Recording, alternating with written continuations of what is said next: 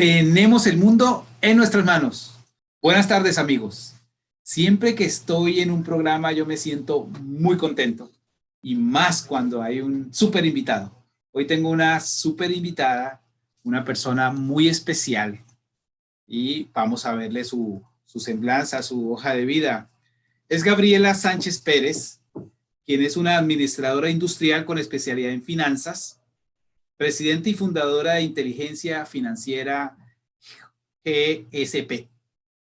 Es Master Coach Ejecutivo, avalado por la International Coach Federation, certificado como facilitador de aprendizaje acelerado por PCOS International Inc., coach, líder y conferencista internacional por John Maxwell Team, comunicador competente por Toastmaster Internacional y Master Speaker licencia internacional por la Cámara Internacional de Conferencistas. De verdad que tiene una excelente semblanza, Gabriela.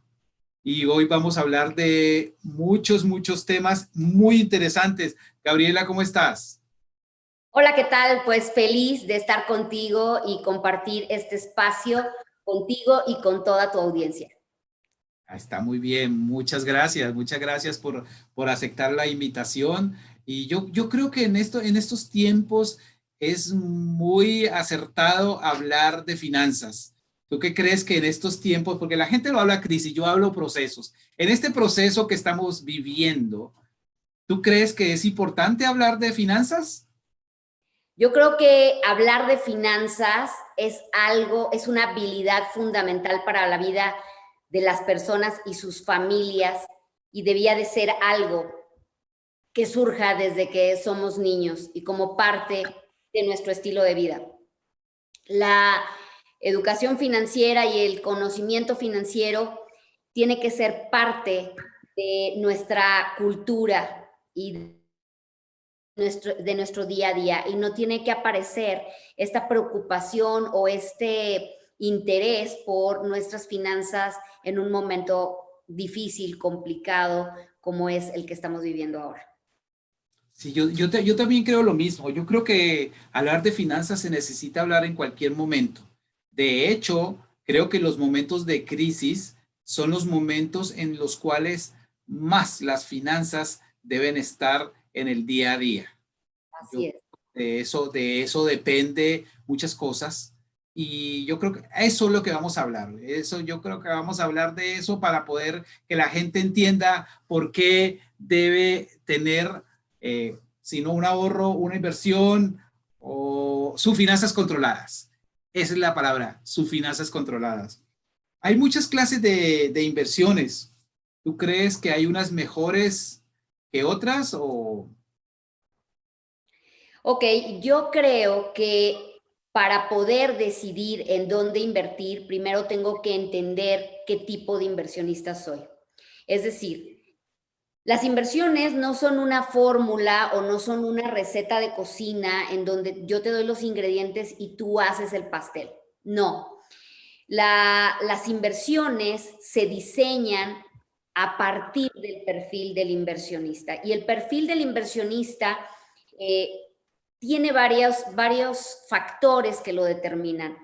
Tu experiencia como inversionista, tu aversión a riesgo o miedo, tolerancia al riesgo, tu horizonte de inversión, tu necesidad de liquidez, tu cultura actual, etcétera. Entonces, la mejor inversión es donde tú te sientes a gusto y tranquilo. ¿De qué sirve que yo te diga que la mejor inversión es, no sé, vamos a poner como ejemplo Amazon?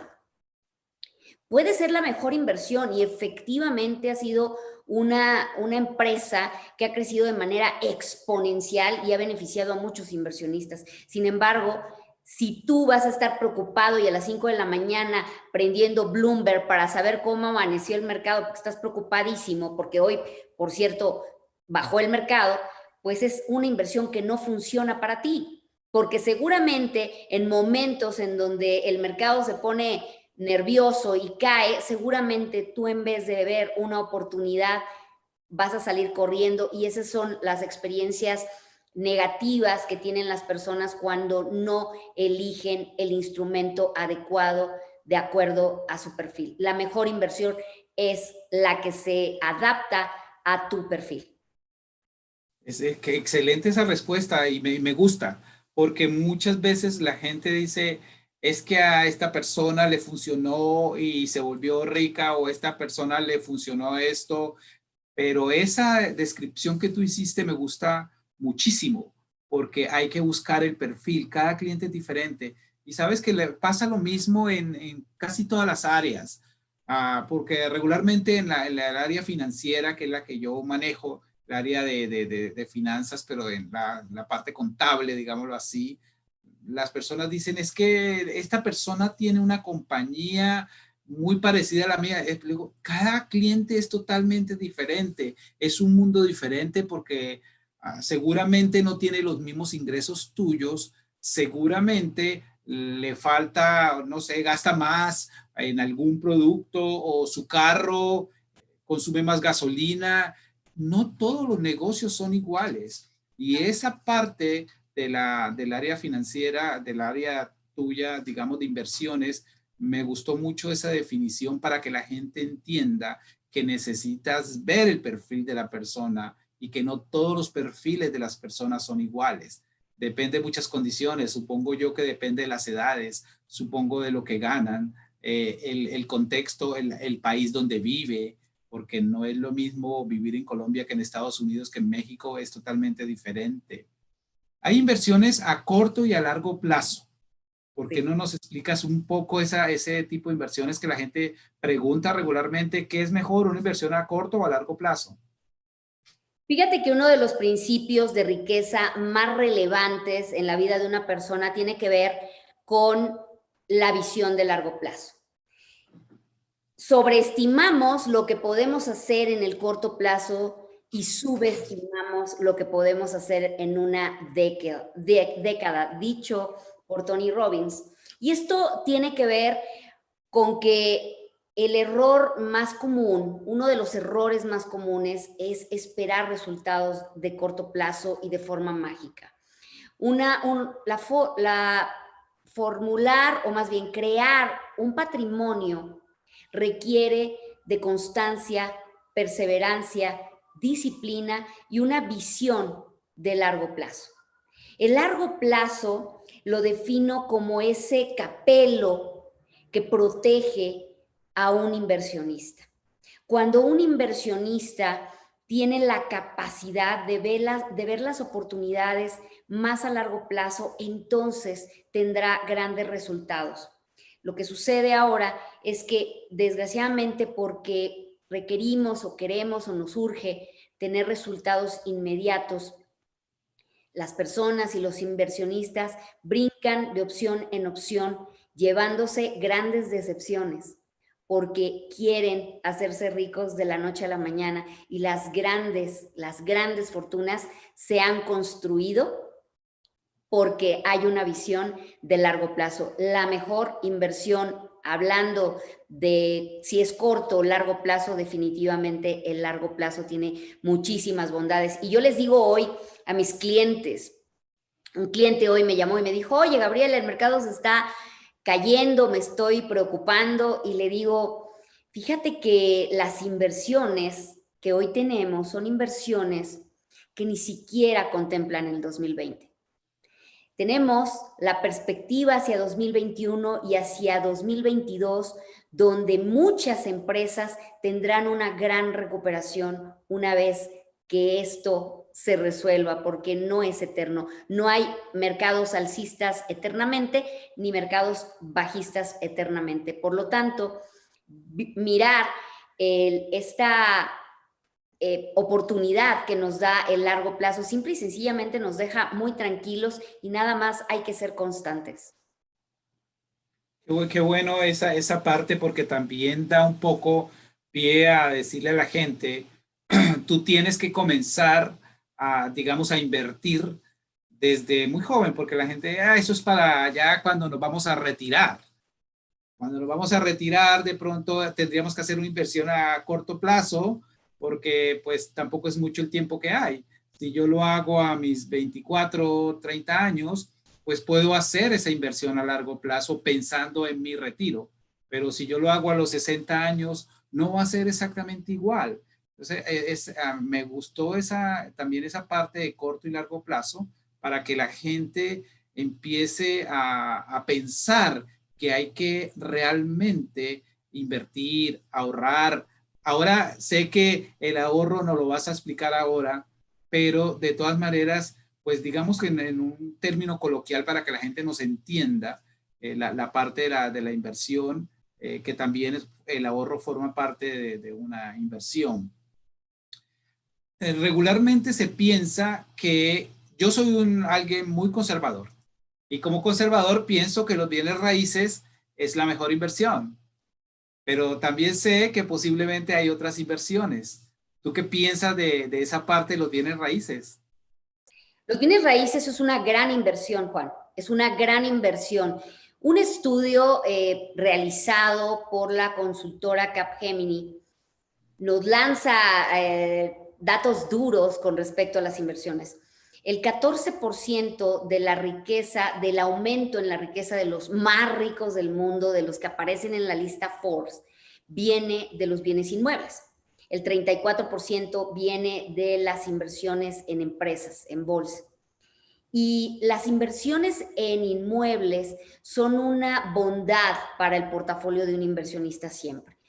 La visión de largo plazo, el retorno que, por ejemplo, en nuestro país, más o menos la plusvalía que puede tener un inmueble ronda en niveles del 10% por año, entre 10 y el 15%. Si bien hay algunas inversiones que de la noche a la mañana pueden tener una utilidad del 30%, se va diluyendo con el tiempo esa plusvalía y quedará entre el 10 y el 15%, que es una gran inversión. Entonces, la diversificación en donde no nada más me concentro en un solo activo, sino en varios activos, es otro de los blindajes que puede tener un inversionista. Sí, hay un término coloquial en Colombia que no sé si existe en México, que dice no colocar los huevos en la misma canasta. Es más o menos eso, que yo haga una parte de ahorro, haga una parte de inversión en bien raíz y haga una parte de inversión, no sé, en acciones. Es más o menos eso lo que tú estás diciendo. Completamente. Y también aquí en México es muy común decir, no pongas todos los huevos en una canasta. Y esa es una sabia decisión. Ok, está bien. Ahora hablemos del ahorro. Hay gente que ahorra toda la vida Sí. y luego dice, yo ahorré toda la vida, pero sigo igual o más pobre. Ahí ¿qué pasó? Estudiar, trabajar y ahorrar no es suficiente. Requiere saber invertir. Y yo vengo de una generación, la generación de mis abuelos, la generación de mi mamá, eran personas que ahorraban, Juan. El ahorro en mi casa siempre estuvo presente. Mi mamá nos compraba unas alcancías divinas, hermosas, que en los tiempos en donde yo tenía más o menos 5 o 6 años, había un banco que creaba unas alcancías tipo juguete espectaculares. Pero, ¿qué sucede? Mis abuelos ahorran toda la vida, vemos gente mayor que toda su vida ahorró y sin embargo hoy no tienen para vivir. Hoy empaquetan mercancía en los supermercados y siguen trabajando a pesar de estar en una edad en donde ya deberían de estar Wow. dando de su jubilación, ¿no? En México es muy común ver a las personas de 60, 70 años empaquetando la mercancía de los supermercados. Hoy ya no están precisamente por el tema del coronavirus y es algo muy triste y lo que sucede es que no, la falta de conocimiento en el tema financiero hace no darnos cuenta de los riesgos que hay cuando no invertimos nuestro dinero, cuando perdemos valor en el tiempo por efecto que tiene la inflación en nuestros ingresos porque no estamos atentos a oportunidades. Fíjate, hace 1 año y medio más o menos, las tasas de interés en México estaban por arriba del 8%. El 8% en un periodo de, ¿qué te gusta? 5 años, te podría dar un retorno de inversión por la tasa compuesta, el efecto de tasa compuesta del interés compuesto, de más del 45% de retorno de la inversión. Y en instrumentos que además estaban avalados por el gobierno mexicano. Pero son cosas que las personas no ven. Y hay personas que siguen ahorrando en un frasco, en el colchón, en la tanda aquí le llamamos tandas, que es que te organices con un grupo de personas a que ahorren entre todas. Y todo esto al final hace que pierda valor en el tiempo tu dinero porque no está en un instrumento financiero. Y otro problema también es que esa falta de conocimiento deja fuera a muchas personas del sistema financiero formal. A nivel internacional, la gente requiere inclusión financiera. Hoy en México hay un plan nacional de inclusión financiera precisamente para proteger a esa gente que es vulnerable. Hay instituciones que no son reguladas en donde las personas ahorran y de repente la institución desapareció. Y esto esta falta de conocimiento hace que las personas estén vulnerables a ese tipo de abusos. Ahí vendría la pregunta continua esa que es, ¿cuál es el mayor de los obstáculos que puede tener una persona que necesita o que quiere ahorrar? ¿Cuál es el mayor de los obstáculos que tú creas en este momento? Mira, el mayor de los obstáculos es la conciencia. No somos conscientes de las acciones y de la razón por que llevamos a cabo acciones que sabotean nuestros resultados financieros. Como tú sabes, yo soy coach humanista de esencia no directiva, y esta profesión me mostró el camino hacia la conciencia de las personas, el acompañamiento que nos lleva a darnos cuenta de por qué es lo que nos mueve a tomar determinadas decisiones. Eso ayuda muchísimo a las personas. La riqueza comienza en la mente, comienza en nuestros pensamientos, comienza en nuestras ideas, en la identificación de nuestras ideas limitantes. El mayor obstáculo es la mente y la falta de autoconocimiento. Fíjate que hace algunos años yo pasaba por una situación financiera complicada y yo venía de un éxito financiero, de un crecimiento profesional importante. Yo soy financiera y yo tuve problemas financieros. Y recuerdo que en esa etapa, en algún momento, recuerdo que dije, ya no más las tarjetas de crédito, me están matando, voy a pagar mis deudas, hice todo un plan. Y un día yo estaba en el centro comercial y vi mis zapatos favoritos, esos que uso todos los días, con 40% de descuento. Y entré a la tienda, Juan. Compré los zapatos, los firmé con la tarjeta y además salí feliz. Después de reflexionar y de darme cuenta que yo estaba de verdad contra el suelo, tragando polvo, me vi obligada a hacer un análisis de por qué había reaccionado de esa manera, que iba completamente en contra de mí misma. Y en este análisis, en donde tuve un acompañamiento, me di cuenta que es un patrón de comportamiento automático que ni siquiera lo pienso, que es como cuando tú te subes al coche y de repente llegaste a tu casa y no sabes ni cómo llegaste en automático porque tu mente estaba en otra cosa. Eso mismo pasa con las decisiones que tomamos con el dinero y que van en contra de lo que planeamos en algún momento. Cuando somos conscientes, cuando abrimos esa ventana hacia darnos cuenta, es cuando entonces podemos generar nuevos pensamientos, nuevas redes, redes neuronales, conexiones sinápticas que crean caminos distintos. Y si bien al principio este nuevo camino es como cuando cruzas un bosque con maleza y llevas el machete y estás abriendo paso y te picas y te espinas y te cuesta mucho trabajo, conforme lo vas pasando y lo vas pasando, llega un momento en que lo haces automático, pero eso requiere intencionalidad, dice John Maxwell. Requieres intencionalidad para poder crear conciencia. Entonces, la respuesta es nuestra mente. Sabes que, bueno, yo soy un amante de la neurociencia, pero amante es amante de la neurociencia porque el día que me di cuenta que yo podía manejar mi cerebro, el día que me di cuenta las partes en las cuales está dividido el cerebro y cada una maneja algo, exactamente ese límbico donde yo tengo esa pasión. Y además de eso, que nosotros regularmente hacemos todo en piloto automático. Ese día me puse a pensar, bueno, o sea que todos mis errores han sido prácticamente por ese piloto automático. Y si yo puedo estar en conciencia, pues la solución es estar en conciencia.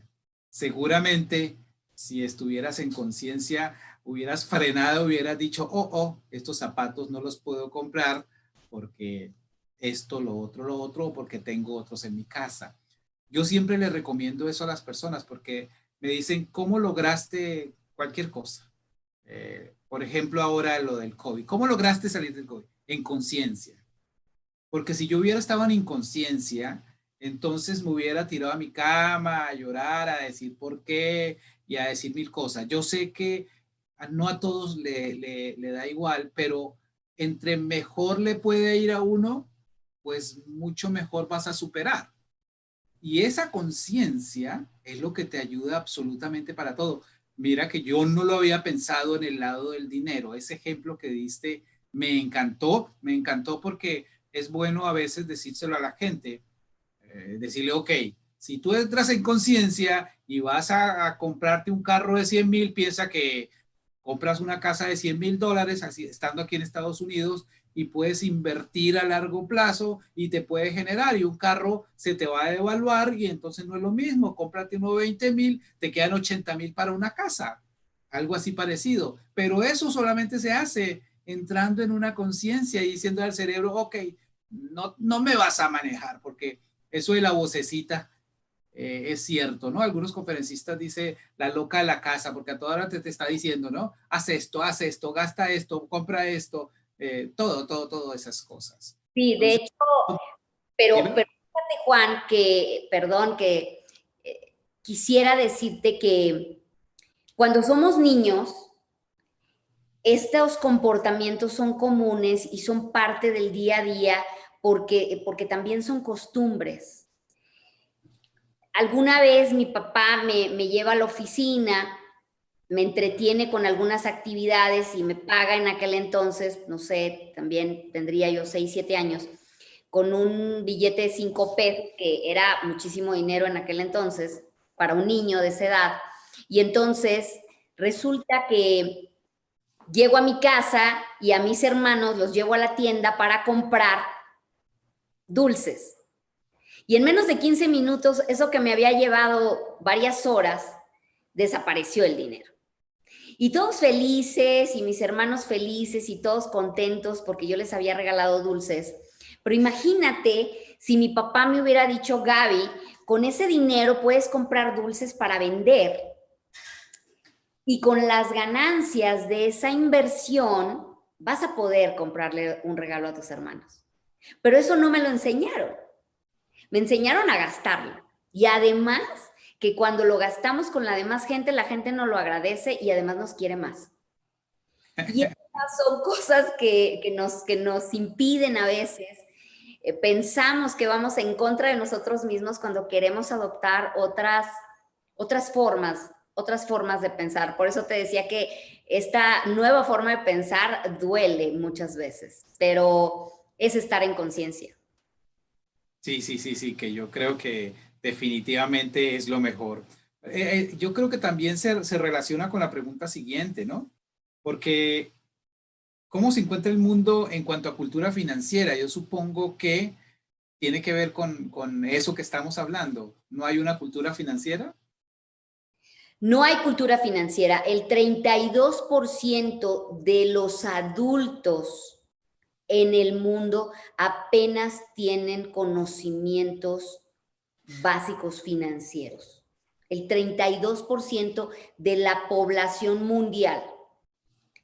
Y esto es reforzado, bueno, esto fue una encuesta global que realizó Standard Poor's a 150,000 personas en 200 países. Y es ahí donde te das cuenta que hay financieros que están en bancarrota, hay matemáticos que están en bancarrota, hay hombres y mujeres que estudiaron en Harvard y hoy tienen un problemón con sus deudas. Y es lo que te digo, nunca nos han enseñado a gestionar nuestra cartera. Y el mayor obstáculo, digamos, hablando de querer adquirir cultura financiera es, ya lo sé, es básico. Asumimos que es algo que entendemos y que dominamos, pero no nos damos cuenta que nuestras emociones y ese cerebro primitivo tiene programas ya establecidos que nos llevan a gestionar el dinero mal. Solo el 5% de la población mundial tiene éxito financiero. Y ese 5% es quien posee el 95% de dinero del mundo. Y eso es lo que explica por qué una persona que no tiene cultura financiera, si le das 10 millones de dólares, en menos de 5 años está peor que antes de haber recibido esa fortuna. Y eso explica por qué hay hombres que han quedado en bancarrota y recuperan su fortuna. Si dividiéramos, si repartiéramos el dinero del mundo en partes iguales, en menos de 5 años regresaría a las mismas manos.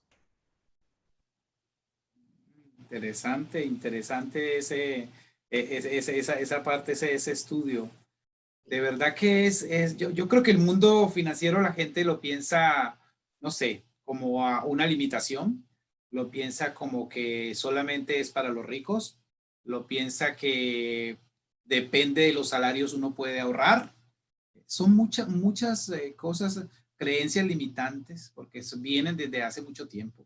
Siempre se nos dijo que el dinero era malo, que era bueno ser pobre pero honrado, y muchas de esas cosas que nos enseñaron a nosotros de muy buena intención. Lo que pasa es que no funcionan en esta época, ¿no? Y eso hizo que nuestras mentes se limitaran mucho y nos diera esa parte que tú estás diciendo, que no hay cultura financiera realmente, no hay cultura. Yo me quedo aterrado cuando yo le pregunto a alguna persona, ¿tenías preparado, por ejemplo, no haber trabajado estas? No, no tenía ahorrado nada, no tengo nada. Entonces es increíble que la gente nunca haya pensado, no solamente en que iba a suceder esto, porque no era exactamente eso, era una crisis cualquiera, ¿no? Cualquier crisis puede ser, cualquier proceso diferente al normal, uno tiene que estar al menos un poco preparado, al Claro. menos algo para hacer. Pero bueno, hay cosas que yo no entiendo y que no soy para juzgar, pero creo que sí debemos hacer o crear esa cultura financiera y decirle a la persona, tú puedes hacerlo, tú puedes ahorrar, tú puedes invertir, es bueno invertir, porque de verdad que hay mucha, digamos, personas aquí, sobre todo en Estados Unidos, que se declaran en bancarrota porque no encuentran otra opción. Yo digo, bueno, hay 10 años de castigo donde tú no puedes hacer nada, donde quedas, y digo, ¿eso sí será bueno? ¿O será que la gente ahí se quedó? ¿O le pareció muy fácil hacer eso? No lo entiendo. O sea, como te digo, es un poco difícil uno poner a decir, bueno, eso no es, pero siempre pienso yo eso. ¿Cuál crees que son los síntomas de esas malas finanzas? ¿Cuáles podrían ser un síntoma de esas malas finanzas? Bueno, si tus gastos fijos superan el 50% de tus ingresos, estás muy vulnerable. Y generalmente yo te podría asegurar que más del 80% de las personas, sus gastos fijos son el 80% de sus ingresos.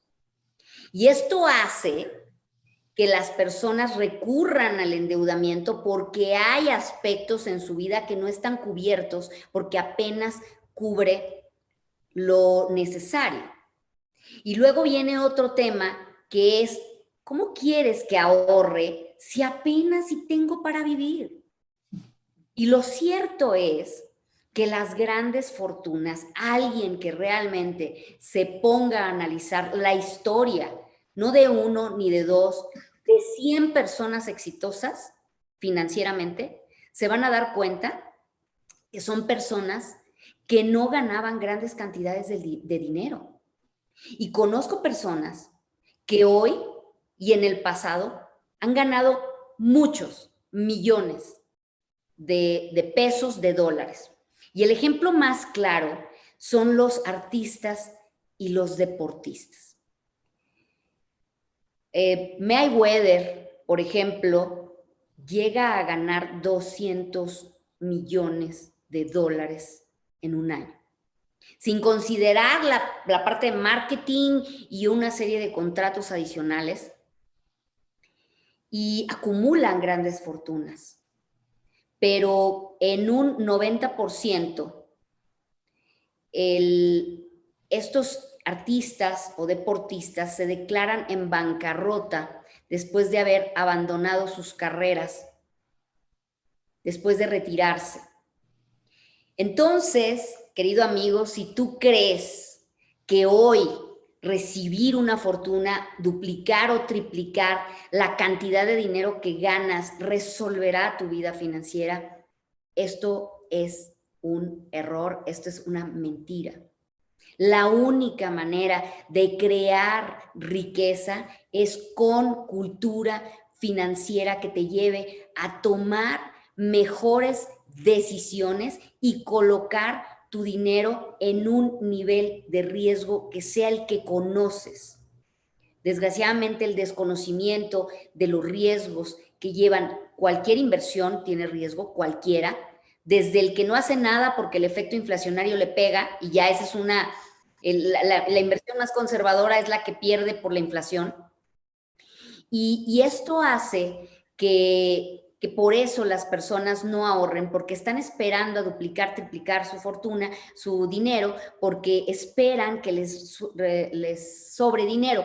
Fíjate que hace unos días, hace 4 semanas, un gran amigo me decía que debido a la crisis había recurrido a los ahorros para el retiro y que ese dinero le ayudaba para pagar los sueldos que tenía que pagar y para mantener vivo su negocio.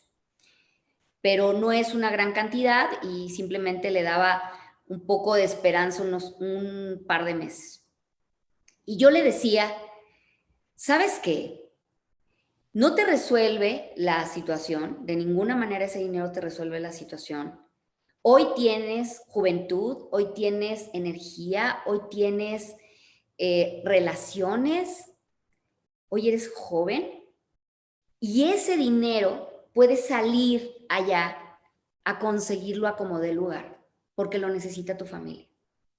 En cambio, si tú tomas el camino fácil de ese dinero, cuando estés viejo, sin relaciones, sin salud, sin nada de lo que hoy tienes, difícilmente vas a poder obtener y salir a la calle a tener lo necesario para vivir. Por lo tanto, el renglón del ahorro, el renglón de la libertad financiera, el renglón que te permite construir en el tiempo un patrimonio, es el renglón número 1, el que tiene la prioridad, porque si te falta, vas a salir a conseguirlo. Te iba a preguntar, ya para para terminar y dejarte descansar. Después de este programa, supongo que muchas personas dirán, bueno, de verdad voy a invertir. ¿Qué consejo le darías para que esta persona comenzara a invertir? Porque yo sé que, bueno, dijeron que podía ser una casa, pero no tengo para una casa. Podía hacer los ahorros, pero me dicen que si yo ahorro toda la vida, entonces pues tampoco va a ser. ¿Qué consejo le darías para que comenzara a invertir de todas maneras? Bueno, yo tengo hoy en marcha Inteligencia Financiera. Nuestra misión es contribuir a la tranquilidad, prosperidad y riqueza de las personas y sus familias a través de la educación financiera trascendental. Adquirir cultura financiera es algo muy sencillo. Y esto lo hago por medio de talleres. También mi página ofrece canales para poder estar informado y poder aprender. Doy webinars gratuitos.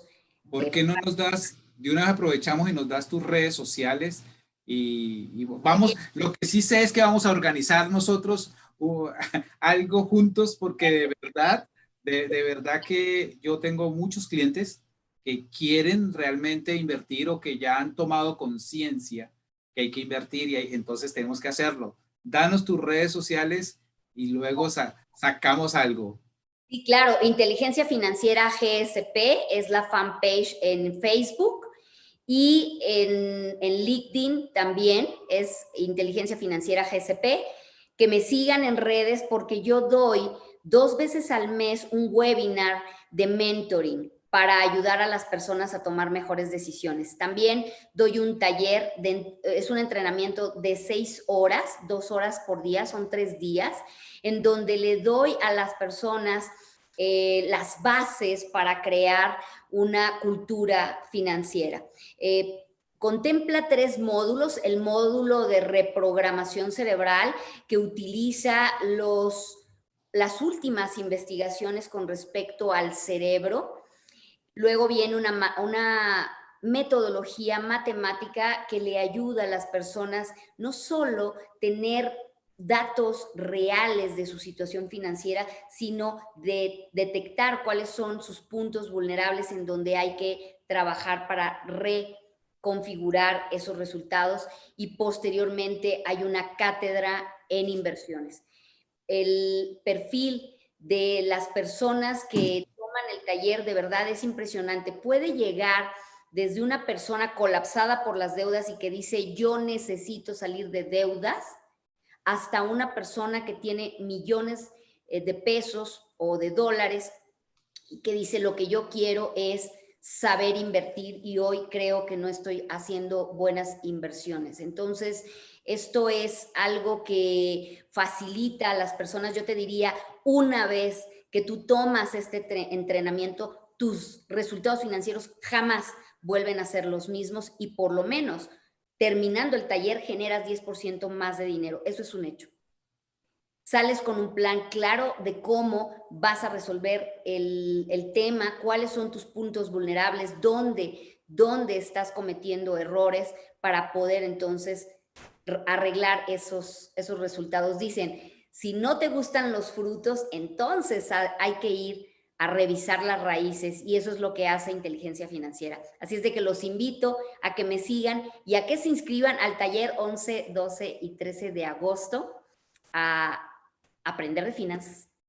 Excelente. A mí me encantó este programa y sé que vamos a tener que hacer otro par de programas y creo que vamos a hacer también un seminario porque aquí en Estados Unidos hay mucha gente que de verdad ahora ha tomado conciencia.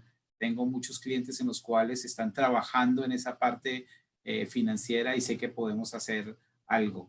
De todas maneras, yo te agradezco muchísimo tu tiempo, tu manera de hablar, porque es muy claro lo que dices, es exactamente, llegas al punto, porque a veces la gente cree que las finanzas es muy enredado. Lo hiciste tan fácil como cualquier persona lo entienda. Y yo creo que eso es lo principal cuando nosotros somos maestros, es tratar de que la gente nos entienda sin hablar frases tan complicadas, sino bien sencillas. Correcto. Bueno, de todas maneras, de verdad, muchas gracias por tu tiempo. Muchísimas gracias a ti. Quiero decirles a quienes nos están escuchando, mi hija Paola tiene 16 años y ella invierte en bolsa desde los 12, igual que mi hijo Diego. Ellos, en vez de comprar, no sé, unos tenis o un celular, ellos compran acciones, y las personas pensarían que es algo inalcanzable, que es algo difícil, y yo les diría, de ninguna manera. Si una niña de 16 años hoy te puede explicar cuáles son los fundamentos para poder tomar decisiones en bolsa, cualquiera lo puede hacer, pero para eso primero hay que tener cultura financiera. Eso es cierto. Bueno, amigos, recuerden mis redes sociales, el Facebook Juan Ferreira 2019, nuestro canal de YouTube completamente gratis, Juan Ferreira 2019, y recuerden que por todo lo que dijo Gaby y por lo que yo siempre les he dicho, tenemos el mundo en nuestras manos.